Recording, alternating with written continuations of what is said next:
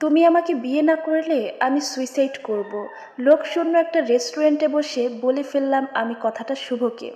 শুভ আমার হাতটা চেপে ধরে বলল, তুমি এসব কি কথা বলছো রোজা? আমি বললাম, আমি ঠিকই বলেছি। এই বলে হাউমাউ করে কেঁদে ফেললাম।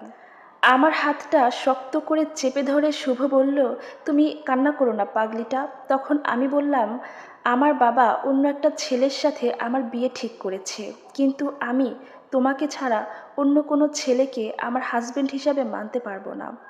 তখন শুভ বলল, আমি এখন তোমাকে কিভাবে বিয়ে করব বলো? আমি তো প্রতিষ্ঠিত নই। এরপর আমি বললাম, আমি অত শত কিছুই জানি না, তুমি আমাকে বিয়ে না করলে আমি কিন্তু সত্যি সত্যি মরে যাব। এরপরে শুভ কোনো কিছু না ভেবেই আমাকে বিয়ে করার জন্য রাজি হয়ে গেল। আমি বললাম, আমরা দূরে কোথাও আজকের রাতেই পালিয়ে যেয়ে আমরা সেখানে গিয়েই সংসার শুরু করে দিব। শুভ আমার কথায় রাজি হলো। আমি চোখের পানি মুছে শুভর হাতটা শক্ত করে ধরে বললাম, এখন আর কেউ আমাদেরকে আলাদা করতে পারবে না। শুভ আমার কথায় হালকা হাসি দিল। এরপরে দুপুরের প্ল্যান অনুযায়ী রাতের বেলা একটা চিঠি লিখে আমি বাসা থেকে পরিবারের মায়া ত্যাগ করে বের হয়ে গেলাম। জানি আমার পরিবারের সবাই অনেক বেশি কষ্ট পেয়েছে কিংবা অনেক বেশি রাগও করবে, তবুও পরিবারের মায়া ত্যাগ করে শুভর হাত ধরে সেদিন রাতে আমি পালিয়ে গেলাম অজানা গন্তব্যে। ট্রেনে উঠে পাড়ি দিলাম। তারপর তারপর আমরা কাজী অফিসে বিয়ে করে নিলাম। এরপরে ছোট্ট একটা রুম ভাড়া করে সেখানেই থাকা শুরু করে দিলাম আমি আর শুভ।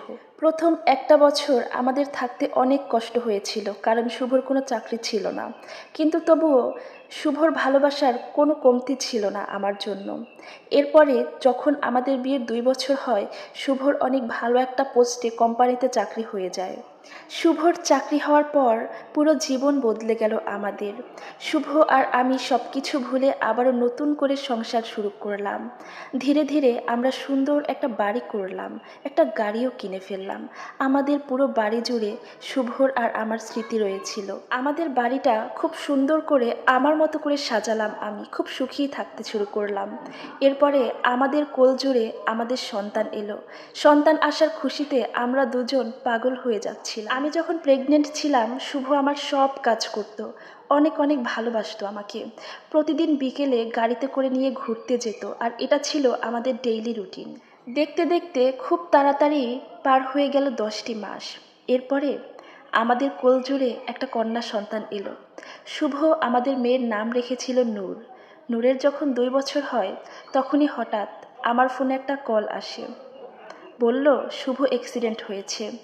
শুভর অ্যাক্সিডেন্টের খবর শুনে আমার মাথায় যেন আকাশ ভেঙে পড়ল। কথাটা শুনে আমার চারপাশটা এলোমেলো লাগতে শুরু করলো। আমি নূরকে আমাদের বাসার এক কাজের মহিলার কাছে রেখে তাড়াতাড়ি হসপিটালে চলে গেলাম। হসপিটালে গিয়ে জানতে পারি শুভ আইসিইউতে আছে, ওর অবস্থা অনেক বেশি ক্রিটিক্যাল, মাথায় অনেক আঘাত পেয়েছে। হসপিটালের করিডোরে দাঁড়িয়ে আমি অনেক কান্না করছিলাম। এরপর ডাক্তার এসে আমাকে যেটা জানালো সেটা শুনে আমার পায়ের নিচ থেকে মাটি সরে গেল।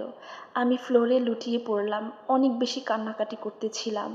ডাক্তার আমাকে জানালো শুভ আর নেই। শুভ আমাকে ধোঁকা দিয়ে চলে গেল পৃথিবী ছেড়ে।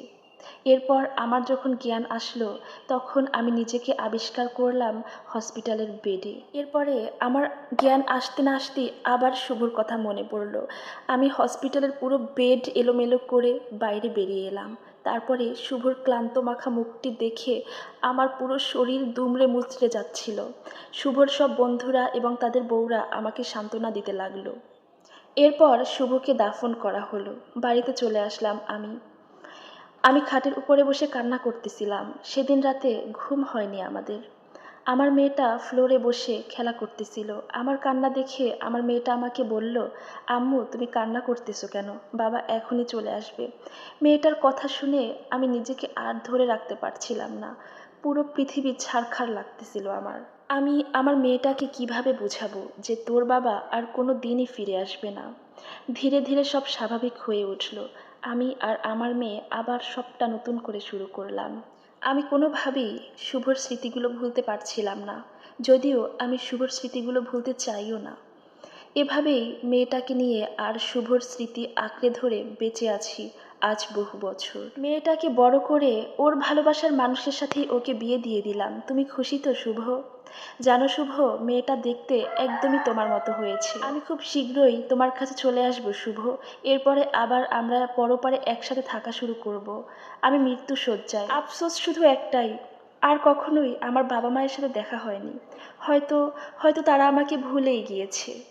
ডায়েরির শেষ পৃষ্ঠায় লেখা ছিল স্মৃতিময় পাতা। নূর ডায়েরিটা পড়ে একটা দীর্ঘশ্বাস ছাড়লো। আর এখানেই শেষ হলো শুভ আর নূরের ভালোবাসা।